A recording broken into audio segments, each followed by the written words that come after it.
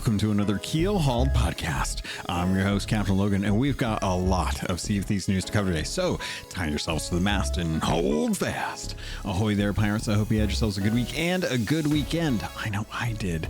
This week, we are going to be talking about all the changes that came up with this December update, as well as stuff that was missed out of it, and some giveaways that are happening this season. All that and more in this week's episode of Keelhauled Podcast. But before I get into any of that, I have to thank the patrons. They're the ones that went over to patreon.com/Keelhauled podcast to show their support, and you can as well if you feel like it. As always, I appreciate their time, energy, effort, and look forward to seeing them on the Gold Hoarder episodes. Always check the Discord if you'd like to get more information about how you too can join in if you are a captain tier. This time, we're going to be doing it at the beginning of January. Just as a reminder, because of my vacation that's coming up at the end of this month. So thank you to A-Chick, L-Cute, Balls, Blue Turtle V1, Captain Chonky, Captain Longsharts, Chateau Noof, Super Pack, Zombie Killer, Cloud, Cosmic Johnson, Static Mirror, Davram TV, El Jefe Esteban, Godhammer 6, Jorby Jorbs, Carl Embo, Kylea the Aficionado, Mr. Blizzard, Evil Morpheus, Space Admiral Oars, Xbox Mike 29, Mutinous Max, Norwegian, Regis Stella the Brony Pirate, Ribloid, Rustbelt Kid, Skamelt 666, Tommy D, Tien Professor, Vibralux, Wailing Witch, Wezzy Cruz, Big Bad Pat, Mina Fairy, The Lore Chronologist, Deadeye Dre, Heger Owl, Jeff H, Captain Duckweed, Evil Martha, Peter Miller, Ruski Doo, Thor Von Blitz, Luke Lore, the Insipid Ghost, and Zam. Wow. Thank you all so much for your love, for your support. And I got to remember that this is actually going to be the last episode of December. So wishing you the best holiday. Hope you guys are safe, having a good time, get what you want, and take what you need. Yeah, let's get into it. First on today's docket, let's talk about the developer update that we got in on, what was this, December 10th. This is Drew coming in. It's a situation where they are going to be talking more and more about what is going on with the game, having that sit down, that communication with us. And as a result, we're getting some information about what they're going to be doing at the beginning of the year. This is it's really important because at this point, I feel like a lot of us want to see the game in a healthier state. And we've been dealing with minor issues and conflicts and troubles with the game for so long that anytime we read the patch notes or hear from the developers, we just kind of shake our heads and think, yeah, now we've heard this before. And it feels like they understand that now, and that they also understand that we want them to have the time to be able to make the game feel like it is in a healthy state. So with that, Drew comes in to talk about this update and tell us some of the things that they're going to be changing and why they're doing so. First off, it's kind of like my Christmas come true. Back in November, I talked about how there were issues that I had with the latest weapons that were in or things that were added to the game for season 14 that honestly didn't feel like they were fully baked. I specifically called that episode Half Baked, as well as the grapple gun and the blow dart, because I didn't think that they had really put in a whole lot of thought into how you interact with these things. I didn't feel like they had really taken the time to consider like the daily use or the implementation of these. Now, it could be just that I was looking at it from my own perspective and that other people weren't having these issues, but unfortunately, I'm not alone in a lot of my feelings on this. So starting off with the grapple gun. My original beef with the grapple gun was that it was slow, it was too short, that you lost ammunition, that it was not able to latch on to just about anything that you'd want it to. And these were issues that I thought were fair, given that we had a Cora, you gotta stop like rubbing up against the mic arm, baby. She's on the desk with me. I'm not on the desk. The cat is on the desk. stop asking weird questions. So with the grapple gun being the way it was, I felt like it wasn't really going to have a place in the game. It wasn't going to have any use case that felt good. And a lot of people, tried to defend it and say that it was all right and that it had its use cases and it was understandable that, it shouldn't be nearly as long as the harpoons on the ships. And I said to who with that? Whoever who is, or maybe it was an owl, maybe it was Owlet. I don't know. But I one of the things that came as a result of this developer update was that they came out and said, hey, we have been looking at how the grapple gun has, been in the meta and some things that they can do to improve it, to improve its use case. Because genuinely, I do think that if they kept the grapple gun the way it was, it just would not be used at all. I don't think that there were too many people that actually used it on a regular basis that were earnest in their honesty about its quality as a tool. And as such, the devs came out and said that, hey, we've been monitoring how it's been going.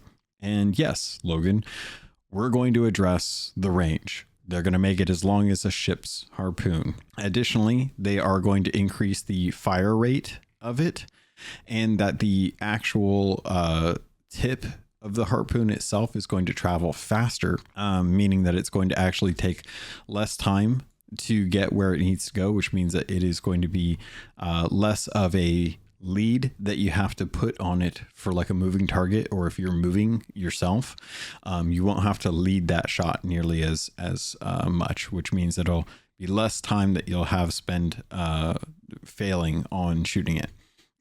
They're also increasing the rate at which you travel based on how far you shoot it. So if you travel a long distance, you will get to that spot faster than if it were just a short distance, which I actually really appreciate. So one of the things that they said in the developer update that wasn't in the actual patch notes that we got for this update was that in January's update, they are going to be working on refunding ammo for missed shots, and that you'll be able to grapple to rowboats. I think that's great. One of the things I think they need to do is not just, and this is going to be me stepping out of the lore. This is Logan. This isn't CaptainLogun. This is just Logan, the gamer, playing Sea of Thieves as a video game.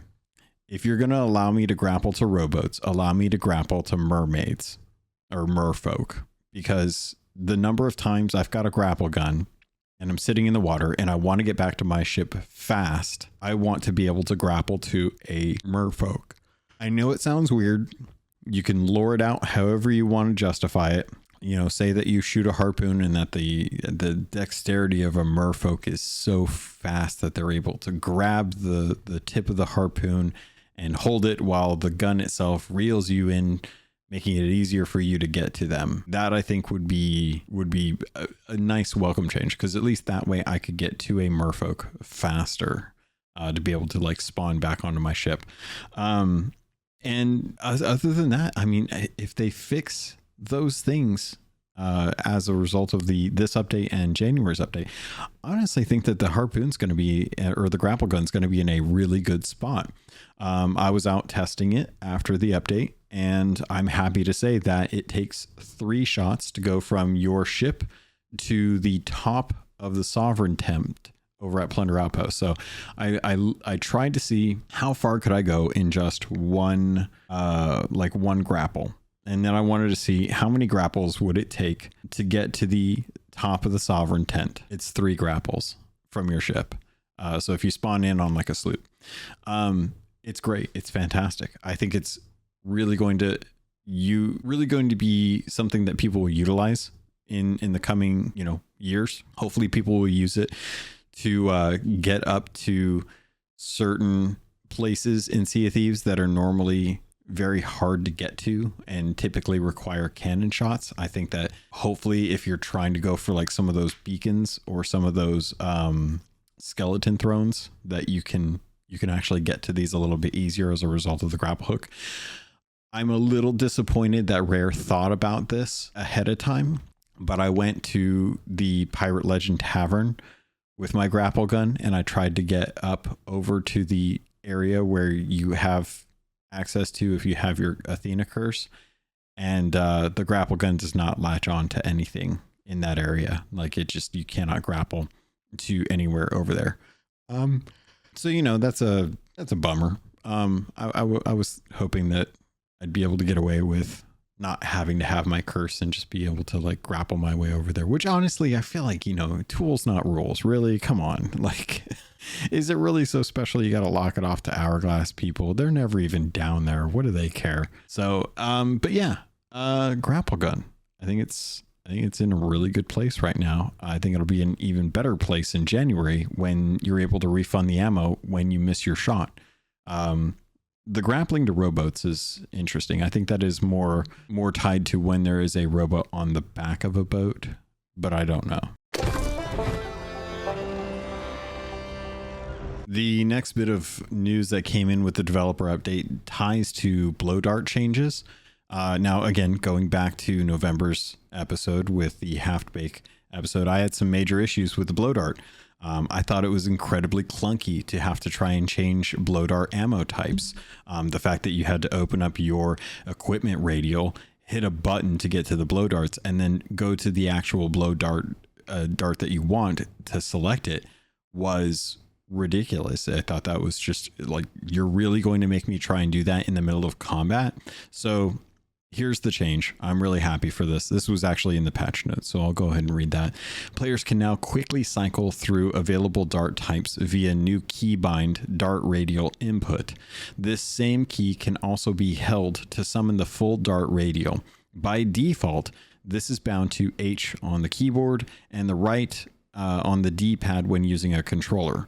Players already using these keybinds for other actions will need to rebind their controls to prevent issues from occurring. Players now have a choice on how the blowpipe acts when running out of a specific dart type.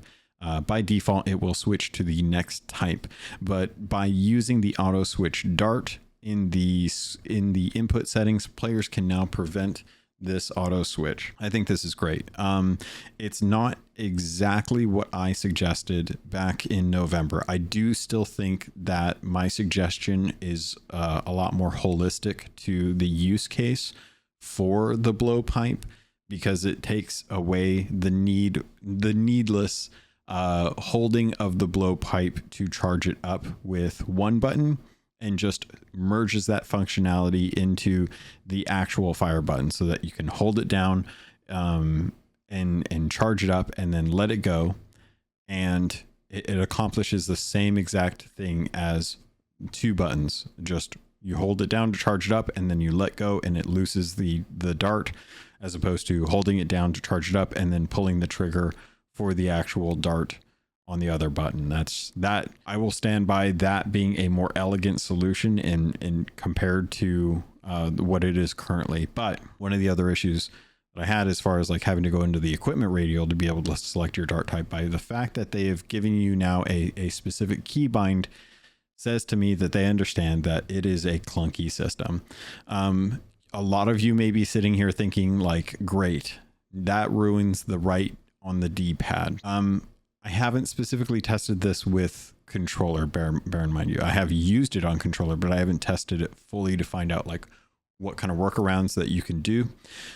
It is contextual to when you have the blowpipe out. So if you're worried about like the right D-pad being used for something else, as far as I've tested, and this is for mouse and keyboard and for controller, if you hit these buttons when you don't have your blowpipe equipped, it doesn't do anything. It doesn't conflict, or it doesn't open up the blow dart menu if you don't have a blow dart equipped, or if you have a blow dart equipped but you don't have it out.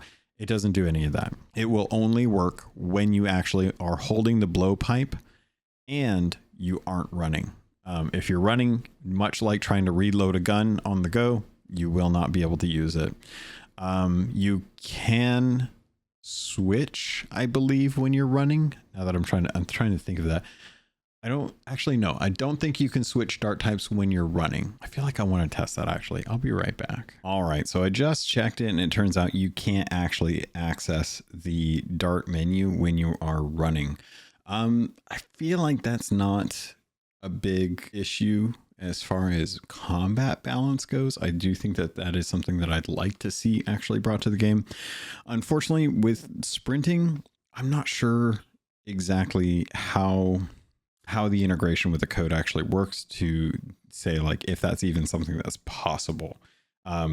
Keep in mind like they are dealing with a lot of different things going on when you're running, so I don't know if bringing up UI elements while that happens is something that it would cause issues or not, but being able to access that while running seems like a fair ask. But you do have to be able to choose it when you are walking and as long as you have the blowpipe out. That being said, I think that this is a decent workaround for the original design of it. I do think because I actually went and used what was it, the Trident of Dark Magic, I don't know, the Disney stick, and I still really think that design philosophy is the one that they should have gone with the blowpipe, just for it to make sense. Now, who knows why or how it all worked out the way it did, but I feel like maybe I need to jump back into forums and share more feedback about this. Maybe the forums will be a better place to get that message across. But outside of that, going back to the developer update, we did get some more information that commendation bugs should have been fixed for disguises. So looking at, what was it? Did they actually say it? Yeah. So while this feature is disabled, as far as the mimic dart goes, the Pirates of Mischief commendations are visible, but unable to be progressed. And the Lucky Hand blowpipe, real dead ringer trinkets, and part of the hive title remain locked. So until they actually get a chance to get some of that stuff in, at the moment that is currently unavailable as far as the mimic dart goes. I was actually thinking that was part of the stuff that they were talking about as far as the disguise commendations. Those should be unlocked and working freely now. They also talked about Drew also talked about how the enchanted merfruit will no longer be selected when using hotkeys for fruit, and that the enlarged and shrinking items that you can hold, that is gone. So I'm not even really sure like why that was an issue or what was causing that. But I guess it was big enough that they didn't want something like that to be in the game. So they decided that they were going to work on that bug. So outside of that, one of the other things that came in that Drew talked about was ban evasion. This has been something that has been a real issue with the bans that have gone out. Is it's too easy for people to get back into the game once they've been banned. As a result, bans don't really have too much of an issue. So they are working on implementing something that will actually prevent players from being able to get around bans that they do receive, which should hopefully keep people who are cheating or exploiting or going against the terms of service or the code of conduct is what I was looking for. People going around the code of conduct or breaking the code of conduct and the terms of service, whether it be through Rare or through Microsoft, spoilers, it's both, then they will hopefully have that ban permanently. Who knows how they'll have to get around it. I know when they first talked about like banning people, it was something that was intentionally meant to be pretty strong, going all the way up to an IP ban, which hardware aside, they can get away with like VPNs to be able to get around that. I know Microsoft has ways to actually ban the hardware that you're using to prevent you from being able to access a Microsoft account. Even if you create like a new email address, it will recognize it at a hardware level. I'm sure there's workarounds for that. People smart enough to hack are probably smart enough to be able to look up or talk to someone who can get around that as well too. So it's never ending, but that's one of those things that they wanted to let us know that they are going to be working on that in the future. So one of the other things that they talked about was stuff that is going to be addressed for insiders. As with a lot of the stability calling into question the performance of the game and them wanting to address that, they recognized some very big key things. One, taking rewards from insiders probably harmed their QA, their like free quote unquote QA testing people, as most people, once they got their cosmetics, they had nothing left to work towards. So we're working on, testing the insider build less and less. Additionally, very few people actually go in to actually test stuff in the insiders. And because of that, not many bugs really get reported, and builds come in with more critical errors. Shout out to the people that recognize that mimic darts were going to have a major critical error, and were able to have them stop the implementation of that at like the 11th hour.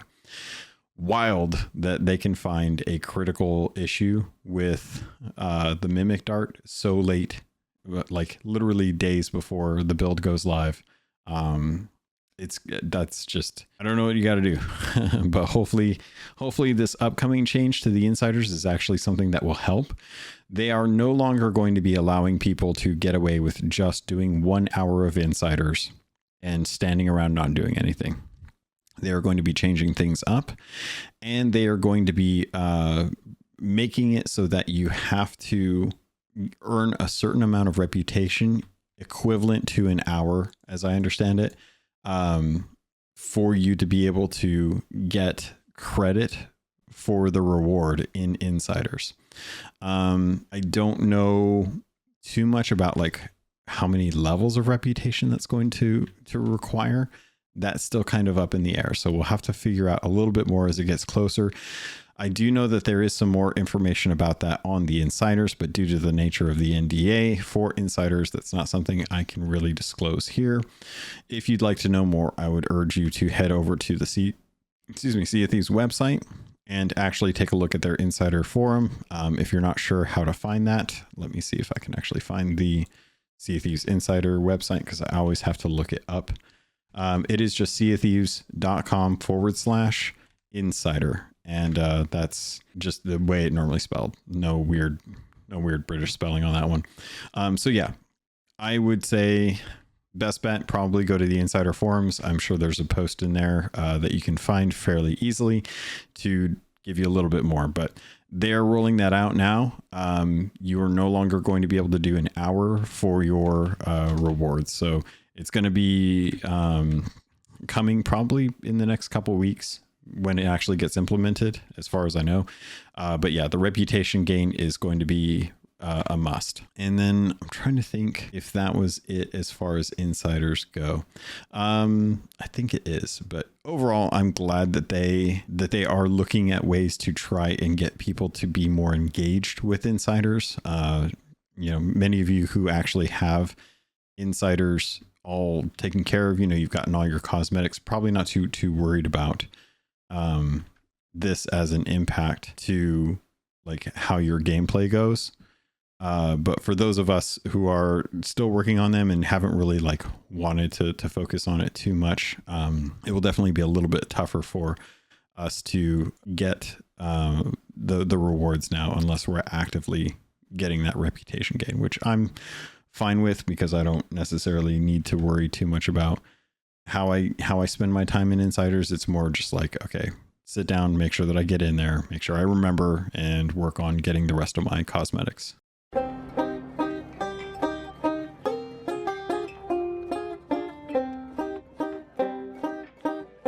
Before I forget, I know that I wanted to cover the developer update, but I actually was thinking about the grapple gun a little bit more, and I wanted to give a bit of a tip for this. If you're wanting to get a good try on the new grapple gun, what I will say is the best time that I've had with it, no kidding, is with shipwrecks. Especially if they're deep shipwrecks. With the speed of the grapple gun and the faster reload, what I've found myself doing is actually using the harpoon gun to get closer to the shipwreck. If there's something that's far down, like the length of the actual, like one of the decks below deck, if there's like a treasure chest or something that I know I can swim to and get, I'll actually grapple that to me and then start swimming it up. And as soon as I get out from underneath the top deck of the actual ship, I drop the chest. And if I'm running out of air, I will use the grapple gun to grapple the bottom of my ship and actually get up to the surface a lot quicker.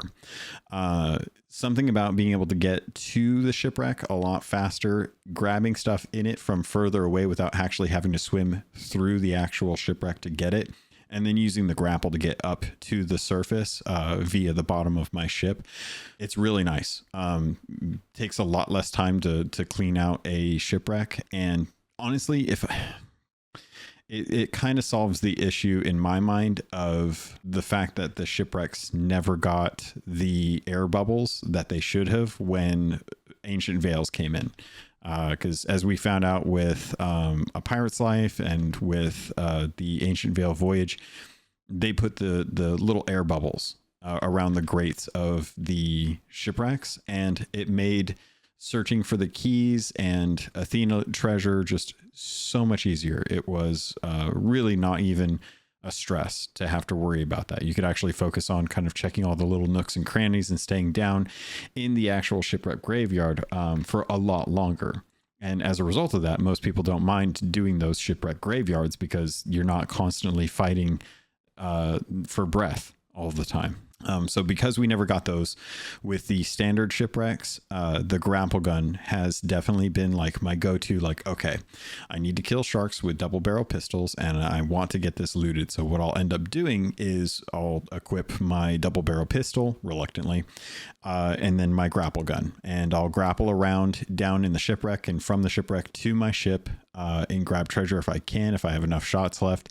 And then I'll use my double barrel pistol for any sharks that happen to pop up. So hopefully that's a tip that helps you out. I would encourage you to experiment a little bit with it so that maybe you get a chance to kind of see like what I'm doing and how I'm using it, so that I can actually say like, okay, well, when's a good use case for this outside of like PvP? Because most people are probably going to think of it as a way to traverse the islands a little bit easier. And while that is definitely kind of like the main use case for it, getting in and around shipwrecks definitely can be good if you kind of keep in mind that you want to have like a clear line of sight to and from things. And if you've got stuff in your way, chances are it's going to grapple that stuff. So just a little like thought, like, okay, the bunch of wood and bananas and coconuts and floating in the water, probably not going to be good for a grapple. But if it's clear and you can see where you want to go, or you see when you want to harpoon or grapple, go for it. Try it, see what you think. Let me know if it's a good tip, bad tip. What do you think? All right, so getting back to the developer update, Drew goes into a really good bit of information about how the next season is going to kind of roll out. And I really appreciated this because it spoke to me as someone who understands, like, you can take it slower. We can chill a little bit with the way seasons are kind of given. And they're listening to a lot of the feedback from the community, who is basically saying like, hey, decouple updates from the start of, or from seasons. And while that kind of goes against what they need to do as far as like a company and releasing content at seasons to bring players in to spend money in the emporium, at the end of the day, they can do this in more of a measured approach. So what they're going to do, first off, is the team that is currently working on game health is going to get some help from some of the other teams. They're going to start taking a look at some of the patches and some of the passes that they're making with content updates, and see where they can find some of the shore ups and kind of clean up some of the work that they've been doing. Because if you've ever built anything, or if you've ever made made a meal in your life in the kitchen, you know, I know many of us, like, we open the fridge, or we open up the, we open up the refrigerator, we look in and we see, where's the food? There's nothing but ingredients here. So many of us who've ever had to like make food know that there is most definitely going to be some cleanup involved with creating something. And the dev cycle so far has been so pushing forward. It's been so rigorous for them to have to try and continuously work on content. Once they've got something done, they move right on to the next project. There's very few times where they can actually like take the time they need to go back over and clear up any of the issues or concerns that have happened with the content that they've made. It's kind of one of my biggest gripes with the studio as they've been making Sea of Thieves is nothing ever gets touched unless it's like time that they've taken to go and actually refresh something. Hunter's Call has not been changed since it came out. So now that we're getting a Hunter's Call update with the emissary, it's clear that they are now going back and doing that. But now they're actually taking more time. They're giving the devs an opportunity to go back and do some polish. So we're actually going to get some polish passes on the game, which should hopefully help with a lot of the performance. It should hopefully help keep things a little more predictable with how things are going. And honestly, if they could go in and take a look at like the spawn timers for when you're sailing solo, getting hit with a Kraken and then having a Megalodon come to help out, that's a tag team that isn't fair. And then you throw in like the all brawl bash of getting a skeleton ship spawn on you right next to the crew that you were about to go like try and sneak aboard, and they're just looking at you helplessly fighting off 3 AI threats as you're just like, I just want to go crouch on your ship. That's something that to me, I think we could maybe like kind of look at and be like, okay, why did this one person just happen to get slammed with every single one of the PvE world threats? So I'm glad that they're doing this. It is very much necessary for them to really kind of go back, address some of the content that they put in, say like, hey, where can we shore up some of the loose ends? Where can we make things a little more efficient, more reliable? How can we polish the game? They are literally making spoiled shores of no. Oh gosh, I'm blanking on what it was called. Spoiled shores of spoils. No, let me take a look. Because there was an update, Shrouded Spoils. That's what it was called. I remember Shrouded Spoils came out at the end of the first year in 2018. That was hands down one of the best updates for the game. And it had nothing to do with the content that they brought to it. It was just an extremely reliable and stable patch update. Like they brought in the different kinds of megalodons. They brought in fog. What else did they do? They brought in the, I'm trying to think. They brought in the gunpowder barrels. They brought in the mermaid gems and the different gemstones that they had there. They brought in like the fort loot got updated so that there was a little bit of each for the different trade companies. I think that was it. But yeah, Shrouded Spoils, not like one of the biggest updates in the game, but definitely one of the ones that felt the best. Like you genuinely felt like you were playing Sea of Thieves and this was like after they had already done, what was it? Brain is failing me. Forsaken Shores and Cursed Sails and the Cursed Cruise and the Festival of the Damned and the Skeleton Curses and the Gunpowder Skeletons and the Skeleton Thrones and the Hungering Deep. Like there was a lot of content in that first year, and then they ended it with a really solid patch. And honestly, I think that is something that like we should probably take a look at and be like, can we just guarantee like, hey, plan out what you want for the entire year and make the last update of the year be something that will just go polish it all, just polish it, clean it up, make it feel really good, really nice, really sound. And that way you have a fresh start on the new year. And that way it's like, you know, you get to kick things. I don't know how development cycles work that much, but I would say that would be my go-to if I was running Rare. Look at the first year, look at how well everyone enjoyed it, and then go back to that.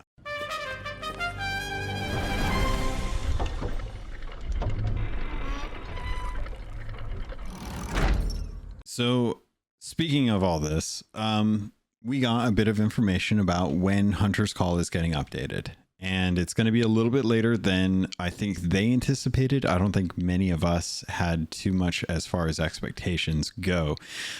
So for me, when they say Hunter's Call is being pushed to February, I'm like, that's fine. You know what? I'm fine with that. I don't have any current expectations on when we should be getting it.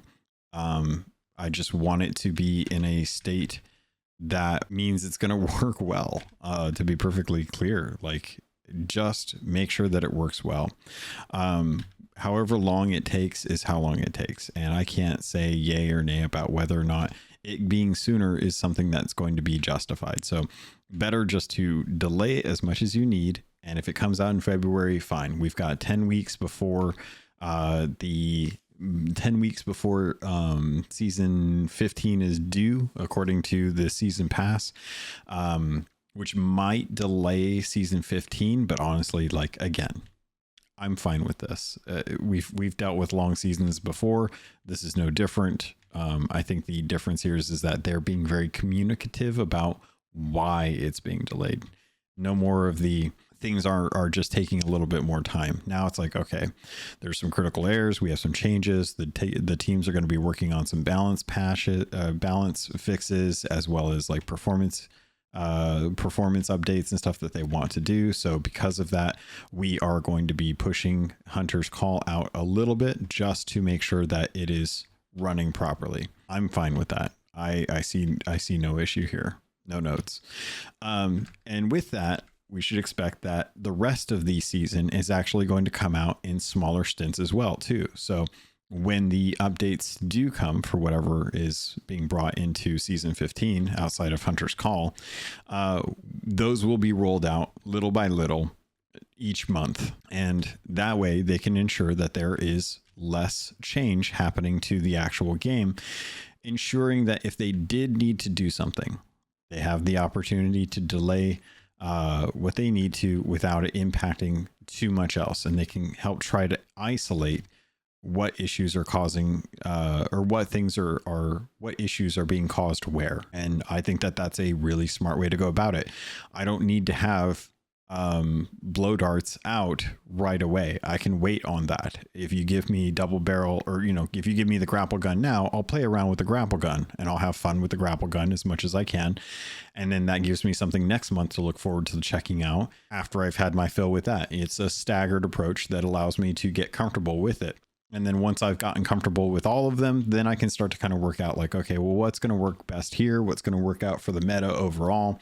And just kind of look at the game from that perspective. All right, so that was pretty much it for the developer update. And thanks again to Drew for putting those out. It really does mean a lot to, I think, myself for being able to have these to be able to go off of to get a better understanding of like how to inform people about the actual state of the game.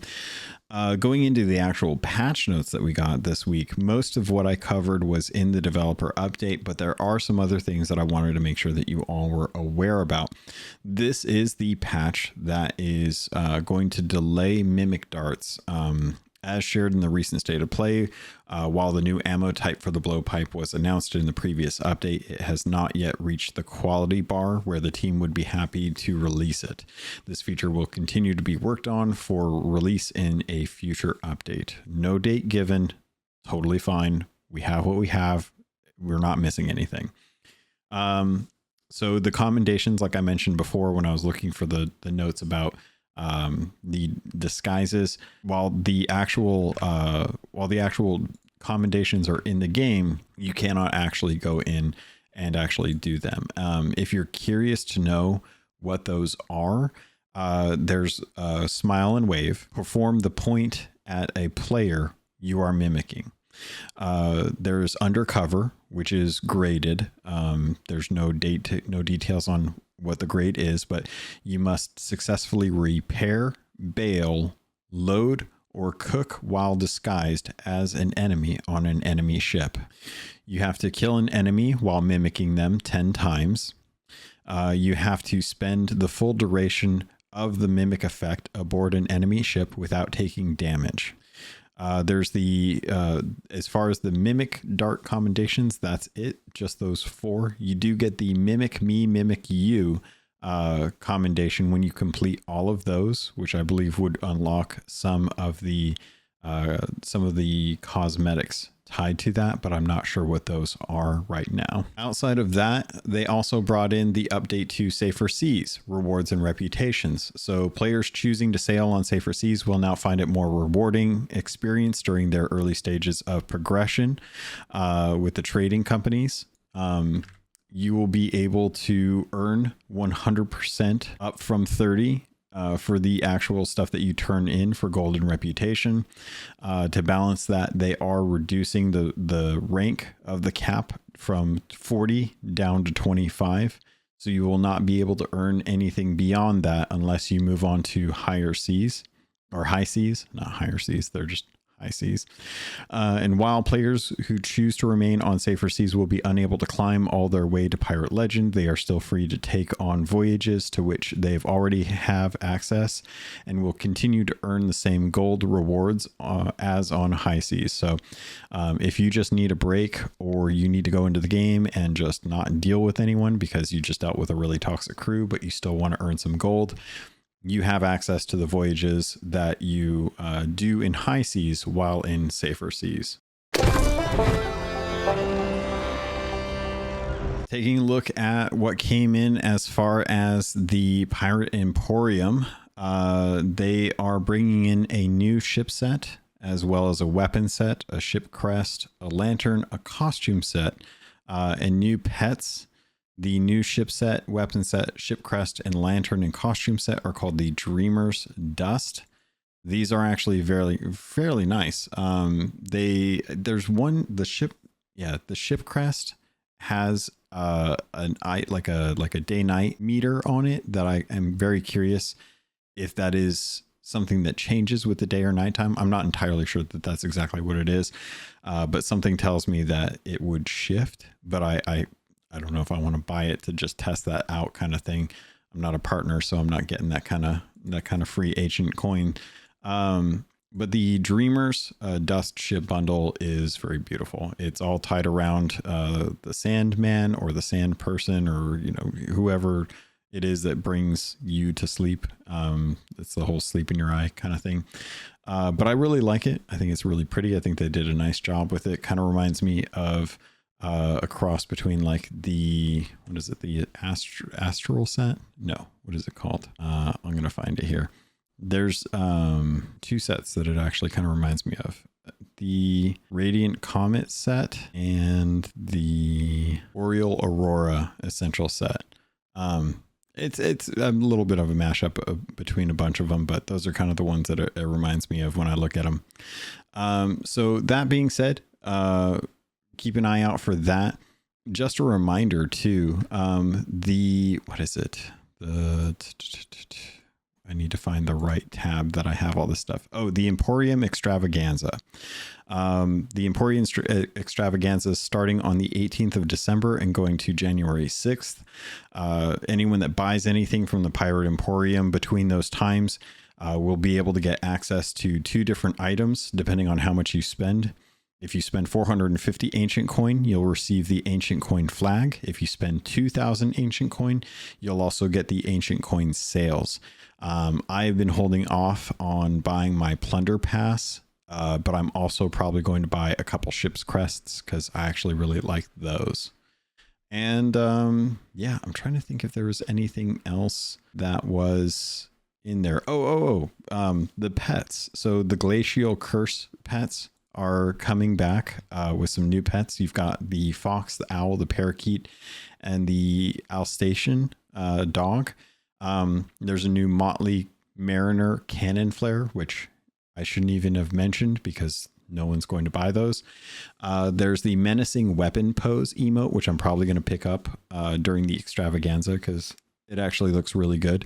And there's a new emote that's in there called the Ice Sculpture emote for free. So make sure you're logging in, get the free emote for sure. Also returning because of the season for time limited, that won't return until next year, is the Bone Chiller weapon bundle. Now with the additional weapons, including a little Christmas tree throwing knife, which is adorable. The Bone Chiller ship collection and ship's crest, the Bone Chiller costume set, the festival of giving weapons, as well as the festival of giving pet outfits. Bear in mind, these are time limited and will not be back until this time next year. They've also done some improvements to the actual Pirate Emporium homepage, which I think look fantastic. It's the first bit of, I would say, like UI design that actually feels like it's fresh, like it's actually like well thought of. So if you go to the Emporium, you'll be able to take a look and you see they've actually got like a couple of banners, one for like Monkey's Island now, that's its own little like thing that you can go into. There's also a Pirate's Life. And then on the front page, bless them, the free emote for the ice sculpture. Love that fact.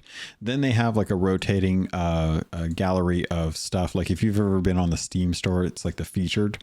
It'll show you like what's the current like interesting stuff to check out. And I think they've done a really good job with it. I think that is something that they need to bring to the stores to kind of highlight some of the stuff that's been brought to the stores, because anyone that hasn't bought everything has a very wide plethora of cosmetics to be able to get access to.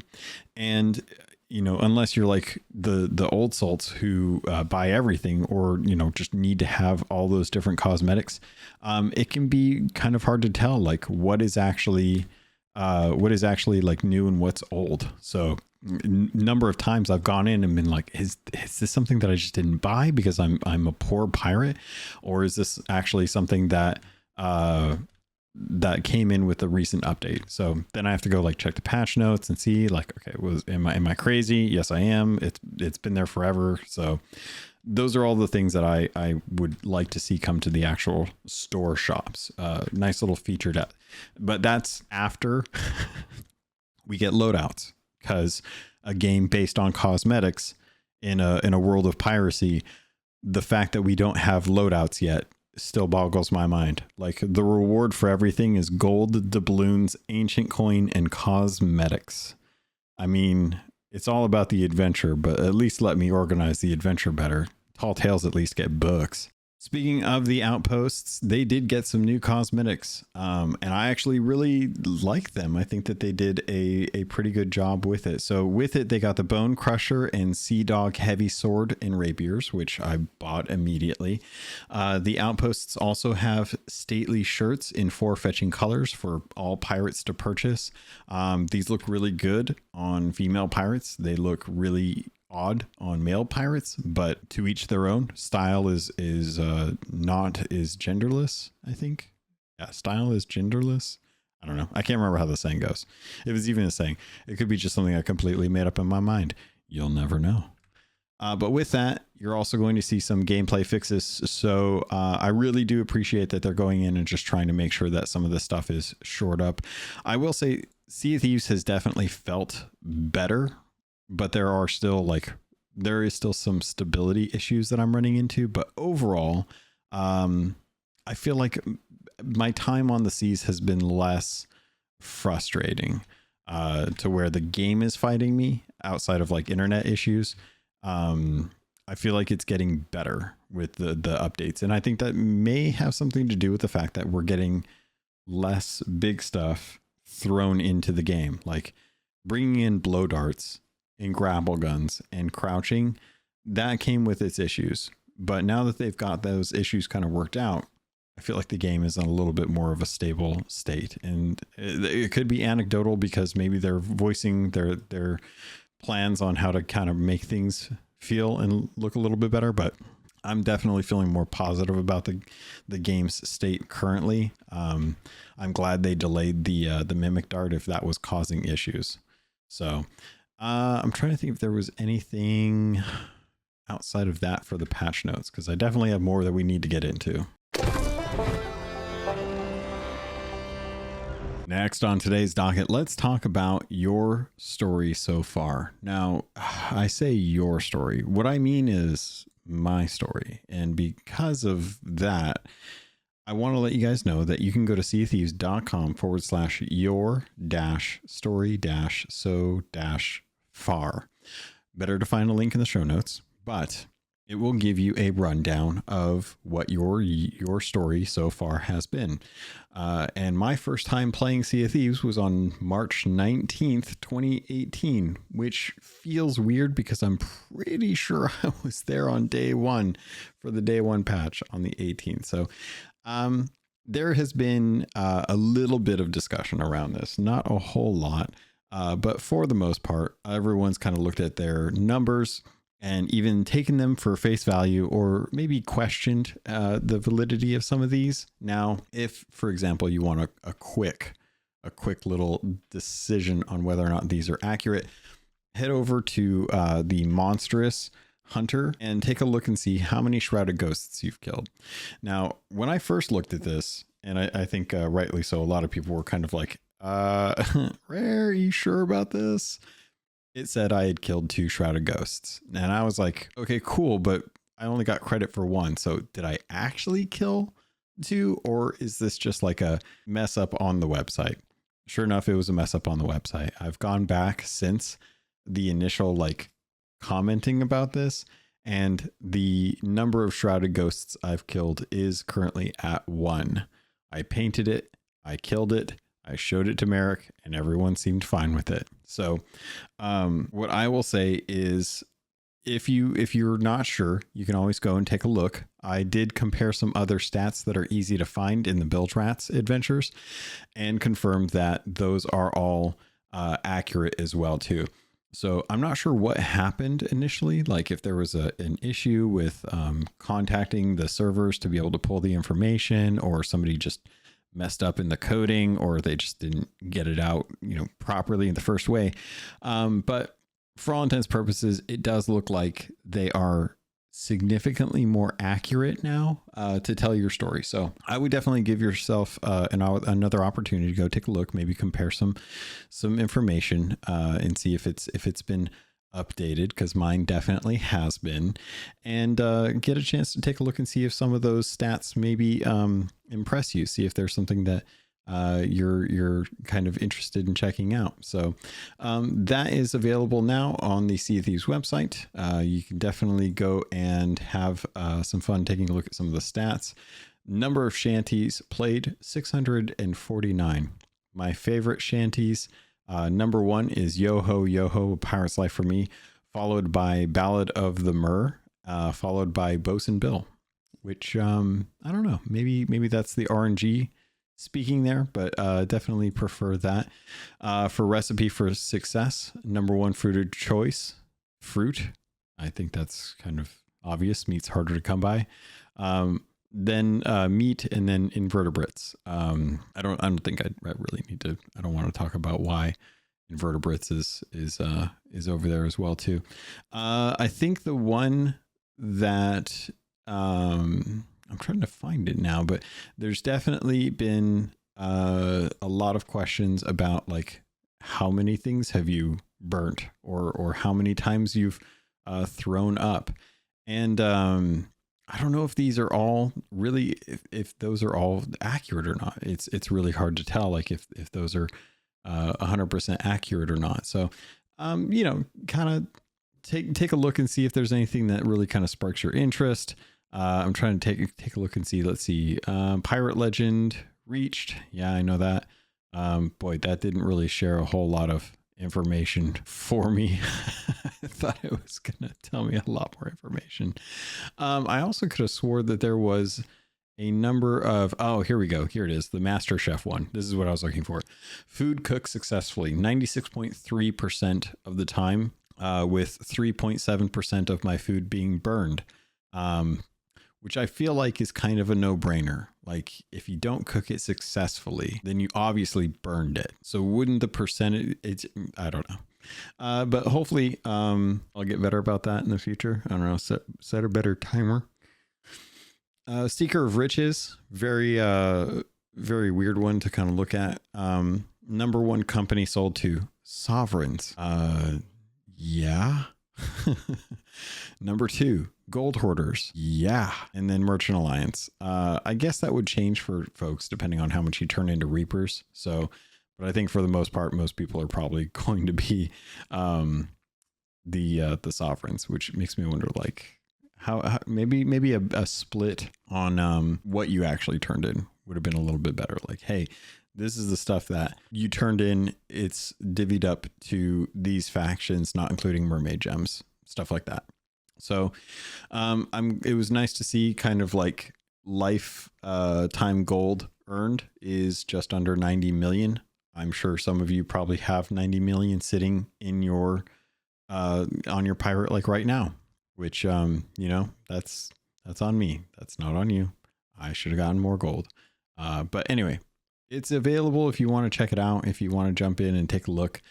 I have definitely seen a lot of folks kind of saying like, hey, the numbers aren't good, but give it a shot. See if the numbers match up a little bit better now. All right, we're getting closer to that time. So let's dive into the last topic that I wanted to get into. And this is one that I'm a little concerned about.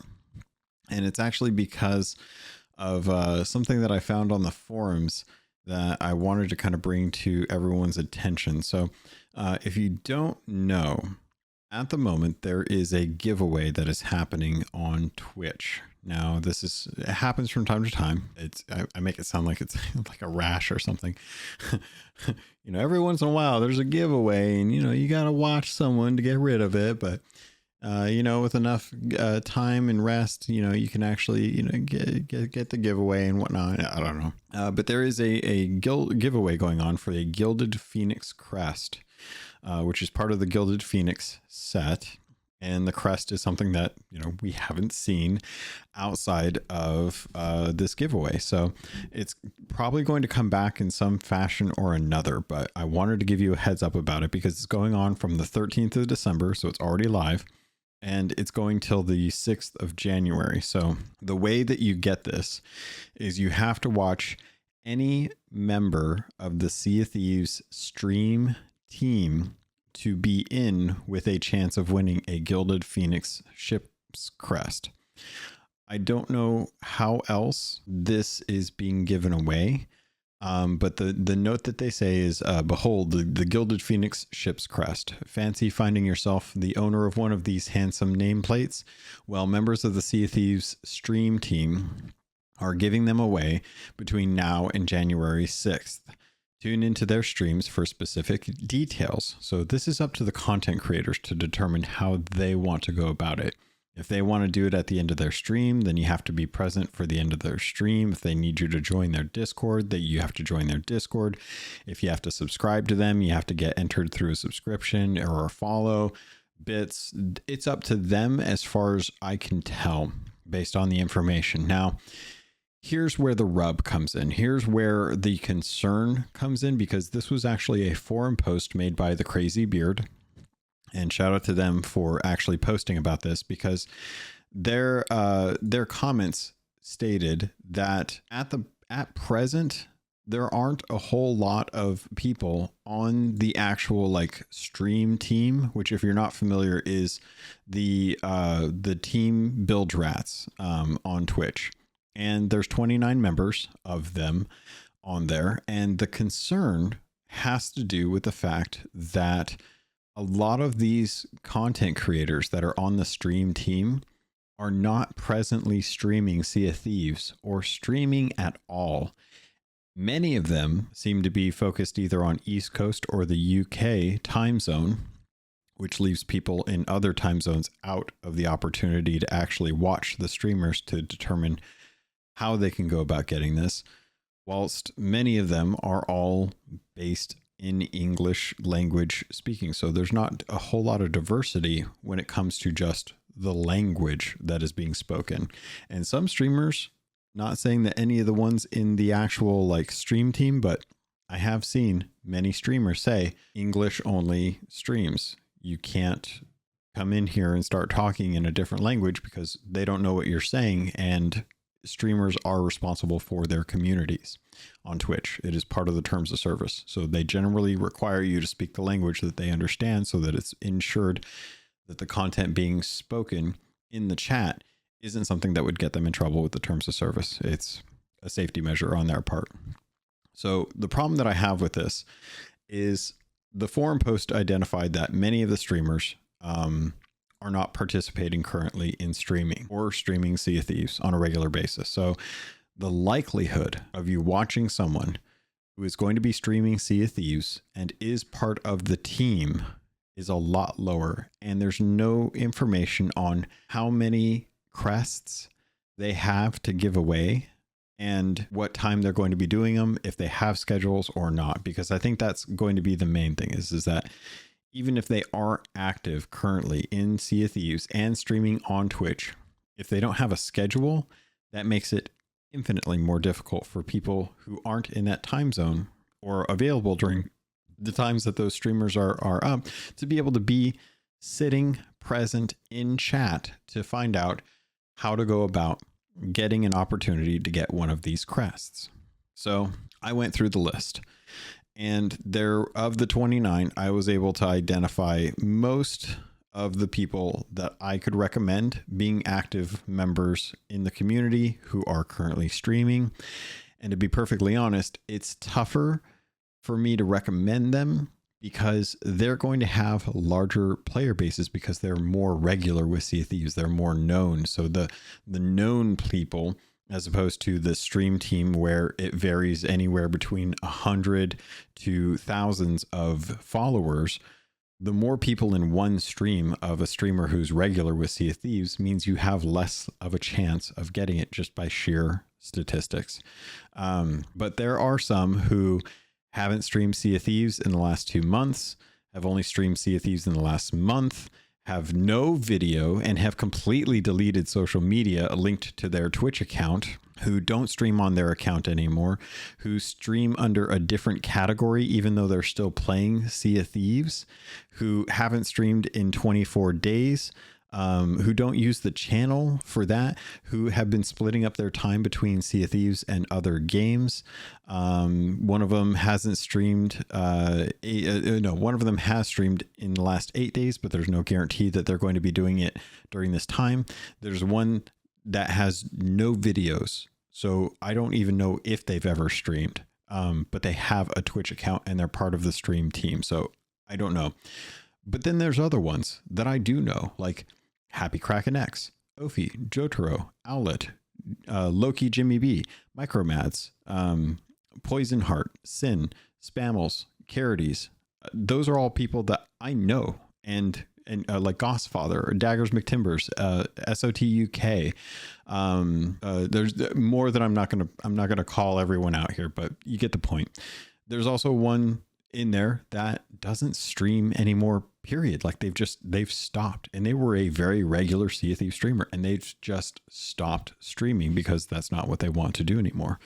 So when looking at this giveaway, and this time limited giveaway for a brand new item that we've never had access to before, there's no guarantee on the guidelines for how to enter to be able to become eligible for it. That's up to the content creator, according to the post here.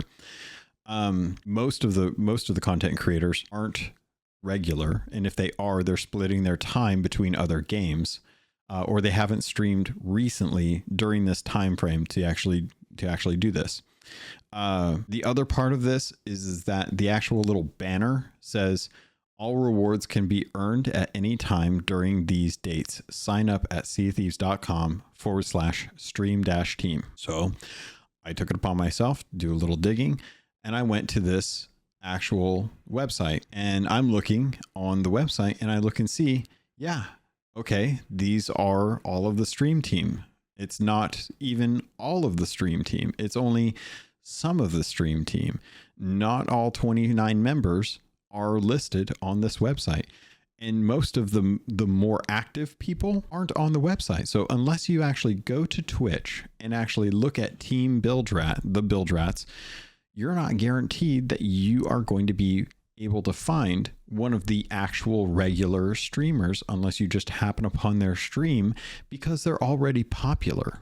Then I went to try and take a look and see, how can I actually sign up as Team Buildrat? And guess what? There's no way. There's just the creator crew. There's no link. There's no application. There's nothing on the website that actually shows you, hey, if you want to get on the stream team, this is the process to do that. The only thing on here that suggests what you can do is to join the creator crew program, which if that's the case, that's fine. But there are how-tos that you have to get to as far as like being able to stream and get a certain number of community members. You have to accumulate a certain number of hours on Sea of Thieves. You have to have a certain number of concurrent viewers to be able to do this.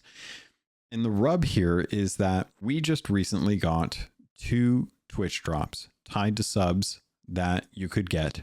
One of them was the Celestial ship set. Sorry, didn't mean to stumble there. That you could get for subscribing or gifting 2 subs to viewers on any Sea of Thieves streamer. Doesn't matter who they are, what they do, as long as they are in the Sea of Thieves category, which again goes back to that one person who's streaming in a completely different category, but is playing Sea of Thieves. As long as they're streaming in that category, you could gift 2 subs to get the Celestial Steed set. And the 3rd gifted sub would give you the Obsidian Capstan. It's clear, it's concise. There's no question about what you need to do. You do it, and as soon as you do it, you get credit for it. There's no sitting around waiting, asking questions, waiting for or looking for prompts, or trying to know like what you have to do, where you have to go, who you have to watch, for how long, how to enter, what's it going to take.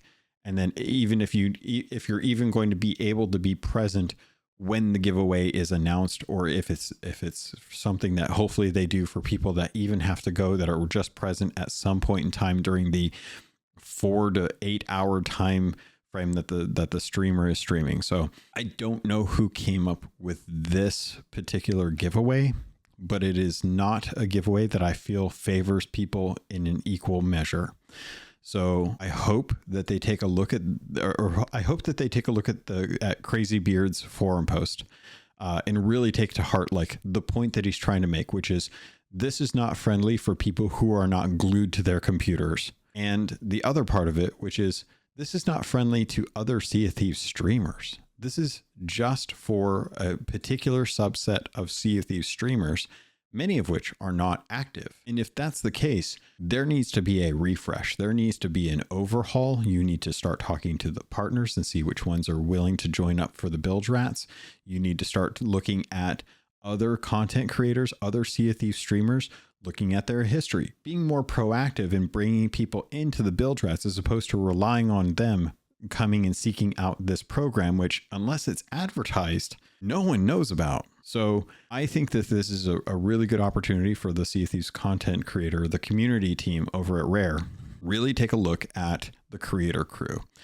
How can you utilize this to garner more interest from Sea of Thieves streamers?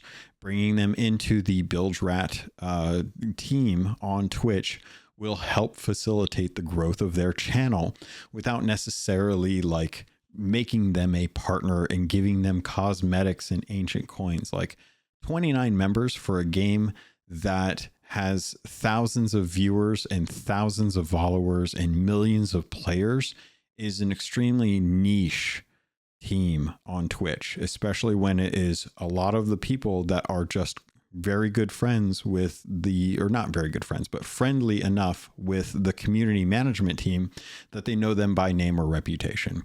So I hope that Rare takes a look at this, because they blasted the giveaway through their Discord, which goes out on their official announcements, and anyone that follows that account had that posted to their Discord like it did mine, which is where I found out about it.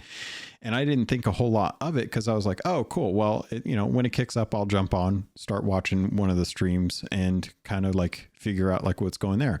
Now that I've delved into the details about this and realized that there's no clear indication on how to join up on the team, who's currently active, why all members aren't listed on the website that they push you to be able to determine like who's actually streaming and available for this, as well as the clear guidelines that have been set by the team to determine how you go about actually obtaining this. There needs to be some like a little bit of a response from the Rare team, if I'm being perfectly honest, because this doesn't seem like a very well thought out plan. It just feels like, hey, we have a stream team. We want to do a giveaway. We have X amount of days to be able to do it. So we're going to give our content creators in this team the codes. They get to determine how they get released. and how many of them they're going to release. If each content creator only gets 15 codes to be able to give away during this time period, and you've got 29 members, that's 435 crests. Rare has already stated that they are going to save a couple for Christmas Eve and Christmas Day. So you've got like 433 crests to be able to give out over the course of 2 weeks, and or a little over 2 weeks at this point. Which is why I'm kind of thinking like the 15, like one a day kind of thing. And then you take into account that I'll cut it down. 50% of the people that are in the team aren't currently actively streaming on a regular basis. They've either done it once in the last month or not at all. And that brings it down to about 215 to 220 crests out of thousands of viewers on Twitch. And you're trying to tell me like I get the point of giveaways, but considering they just had a very successful Twitch drop program for support a creator in the way of giving subs to get cosmetic sets and the obsidian capstan, a very coveted item, it boggles my mind that this was the way that they decided to go about giving away the Gilded Phoenix Crest. It seems like there are far better ways to do this, and this was shotgunned out without a whole lot of thought put into it, because the announcement came out the day that it actually went live, whereas most of the time we usually know when Twitch drops are coming and when they're going to start. So I'm hoping that, like, for example, I'll point this out as a good way to kind of like show off like how this is going to go. On December 6th, they announced that holiday hauls are live until the 22nd. So that is 6th through the 22nd. The support a streamer thing also kicked off on December 6th. So from what it looks like they are going about letting you know like the day of that these things are kicking off. And I'm like, man, that's not a lot of time to really like give content creators an opportunity to prep their audience or their team members about what's going on. If we look at like Twitch drops, those usually we get a little bit of a heads up, like 11/15, November 15th, 2024, we knew that we were going to be getting Twitch drops that weren't going to start until the 15th. So that gives players a little bit of time to be, or no, like 15th. Wow. Are they really doing this like the day of? And now I'm second guessing myself. Let's see. November 8th, Twitch drops that start on November 15th. Okay. So yeah, Twitch drops, we usually know ahead of time for the most part. We usually know like a little bit of time ahead of schedule that they are going to be doing Twitch drops so that we can kind of like prep our community, let them know like, hey, what's going on. By the time you hear this, it's already going to be 3 days after the Festival of Giving has started for the Gilded Phoenix Crest.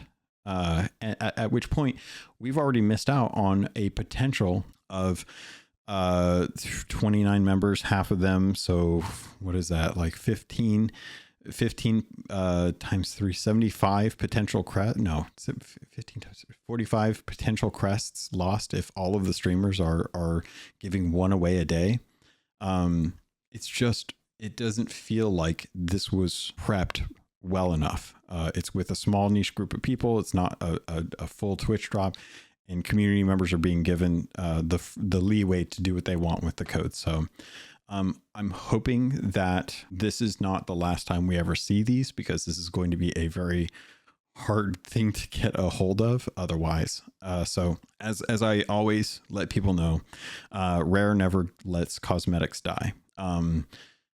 Unless it is like the day one eye patch. They do not generally let things like just go by the wayside, especially if it's tied to Twitch. If it's tied to Twitch, that stuff usually comes back at some point. If it's a drop, it'll most definitely come back at some point. So if you missed out on this, or you're not lucky like I am from time to time, well, I think I'm lucky, but I don't know. Then you will hopefully be able to get another opportunity to be able to get this. But I wanted to let you guys know about it, and I wanted to let you kind of know what was going on. If you want to know what streamers are the ones that you can go to start following, to be able to like get an idea of like, okay, these are the people that are going to be playing, and it actually shows who's currently live.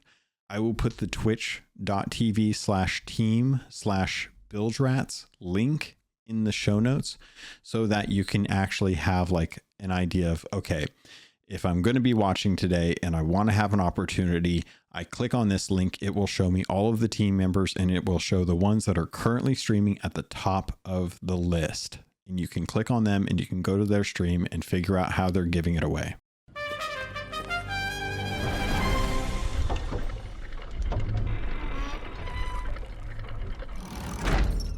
All right, pirates, that is going to do it for this episode of the Keelhauled podcast. I hope you enjoyed the information. I hope it was helpful. Let me know what you think about those that grapple gun tip that I put in there. Outside of that, just be happy that the pigs are no longer fleeing from people holding merfruit. I know it's a scary looking piece of fruit, and I'm sure it tastes fantastic uncooked. But it was kind of disappointing that you couldn't even have one where pigs would just run from you. Snakes don't care. They are the devil and have no soul, which is why Crooked Masts remains one of the worst islands in the game. Diatribe over. I think that's pretty much it. So if you want to get a hold of me, there's plenty of ways to do that. If you're a patron, there's a channel specifically in the Discord. Otherwise, the Discord itself is a good way to get a hold of me. Just feel free to jump in there. I did want to shout out to, let me find it. It was, I know I was reading it the other day. Wow. You ever look through your Discord list of like DMs and know that you're overlooking the Blizz? Here we go. That's why I was looking for Mr. Blizz. Because I was looking for the M. But anyway, shout out to Blizz, who wrote a very long, well thought out message to me talking about bringing on people for PvP to be able to speak to the game from a different perspective. I have done this in the past. I am always looking forward to doing it again. If you're interested in listening to the most recent episode, that would probably be with Copper Wolf. She is an amazing PvPer. I'm sure she would probably be very humble about that as well too. But I loved watching her at Fest of Legends, or not Fest of Legends, after Fest of Legends, with her turtling. And actually, I guess it was before Fest of Legends too. Like I was watching her turtle in Hourglass matches quite often, and thinking this is the most like painful thing to have to subject yourself to purposefully drop anchor in an Hourglass match and see how long you can go and see if you can win as a result.